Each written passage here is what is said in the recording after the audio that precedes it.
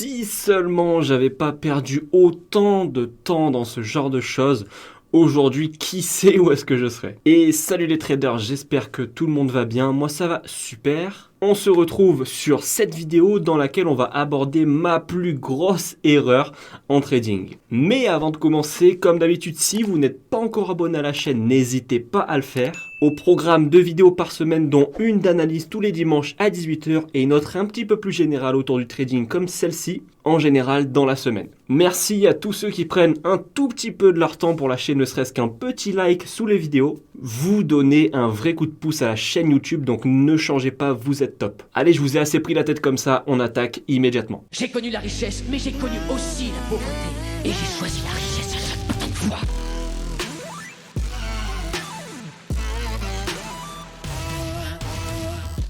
Alors, ma plus grosse erreur en trading, qu'est-ce que ça a été? Eh bien, si je devais la résumer, ça a été de croire ce que la plupart des gens pensaient. C'est-à-dire que à mes débuts, je pensais que le trading c'était quelque chose d'hyper complexe, d'ultra sophistiqué. On avait besoin d'être un fou furieux des mathématiques, où on parlait un langage limite chinois que personne ne pouvait comprendre à part les traders. Et là où je veux en venir, c'est que je me suis laissé embrigader dans du contenu, des formations qui n'étaient pas du tout adaptées. Parce qu'effectivement, quand on est débutant, quoi de mieux que d'aller vers des gens qui vous parlent avec des mots hyper complexes, qui paraissent ultra calés dans leur domaine parce que eh bien, ils rendent ça super compliqué à comprendre. Vous avez l'impression de voir des dieux vivants en face de vous qui sont à un tel niveau que vous ne pouvez que leur faire confiance en fait. Et ça, eh bien, ça a été ma plus grosse erreur. Attention, je ne dis pas que le trading c'est quelque chose de facile, mais c'est quelque chose de simple. En tout cas, de très simple à comprendre, à maîtriser. C'est justement là où on en vient au fait que ce n'est pas facile. Pour pouvoir gagner sur le long terme en trading, vous avez besoin de certaines choses. Premièrement, on en a déjà parlé sur la chaîne, mais une bonne méthode d'analyse. C'est-à-dire en fait savoir analyser une structure de marché, donc typiquement les cours qu'on voit derrière moi, voir comment le graphique se déplace et savoir l'anticiper. Ça c'est votre méthode, comment étudier le graphique. Deuxièmement, vous avez besoin d'une bonne stratégie, c'est-à-dire une fois que vous savez à peu près vers où le marché va se diriger, ou du moins ce que votre méthode vous dit, où est-ce que le marché est susceptible de se diriger, et bien quand est-ce que vous rentrez dans le trade et comment, ça c'est votre stratégie. Et la troisième chose dont vous avez besoin, c'est d'un bon money et trade management. Après tout le reste, croyez-moi, vous pouvez faire une croix dessus, ce n'est pas nécessaire. Je parle déjà d'avoir 800 écrans sur son setup. Je parle de savoir maîtriser l'entièreté des indicateurs disponibles. Et vous n'avez pas non plus besoin d'habiter à Wall Street même pour faire des gains en trading. En ce moment, par exemple, c'est la mode de on ne trade pas comme des traders retail. Vous devez trader comme les institutions, comme Goldman Sachs, Rothschild, BlackRock, tout ça. Et le pire, c'est que les gens qui vous parlent de ce genre de trading, trading institutionnel, la plupart d'entre eux n'ont jamais foutu un seul pied dans un hedge fund ou dans une institution de trading.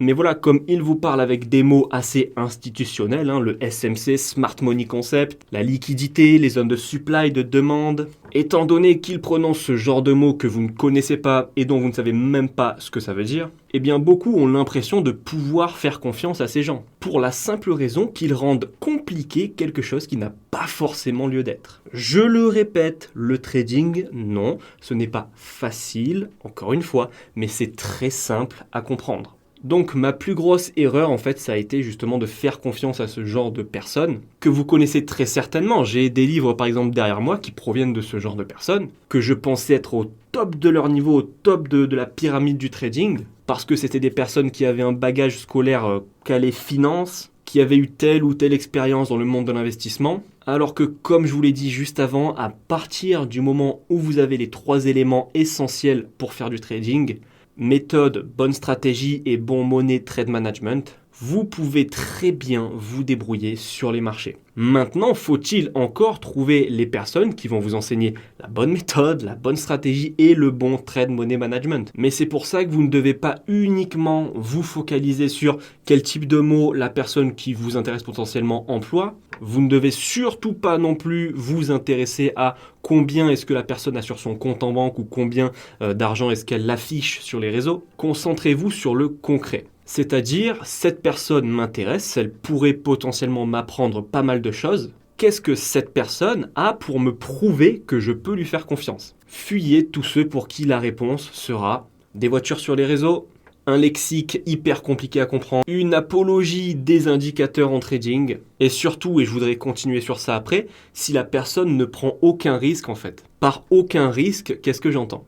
Il n'y a rien de plus facile par exemple que de publier un trade gagnant après coup. Parce que je peux très bien prendre 500 trades là dans la journée, tous au hasard, hein, je ne regarde même pas ce que je fais, j'achète, je vends par-ci par-là. Et sur les 500 trades, je vais gagner les 5 gagnants. Du coup, je vais afficher les 5 gagnants sur mes réseaux sociaux. Par contre, les 495 autres perdants restants, je les mets à la poubelle et je vous laisse vous concentrer que sur les gagnants. C'est par ça que j'entends ne prendre aucun risque. Alors que, c'est pas pour me la péter, mais en même temps, je fais ce que j'aurais aimé connaître. Quelqu'un qui fait des analyses publiques, datées, comme je le fais tous les dimanches à 18h, prend des risques. Puisque si une analyse n'est pas bonne, tout le monde va pouvoir le voir. Donc en fait, de cette manière, je prends le risque d'afficher certaines erreurs, certaines mauvaises analyses et certaines pertes. Mais sur le long terme, je sais que c'est bien plus bénéfique pour tous ceux qui me regardent parce qu'ils savent que je suis transparent. Et de mon côté, je n'ai pas peur non plus de faire de mauvaises analyses parce que je sais très bien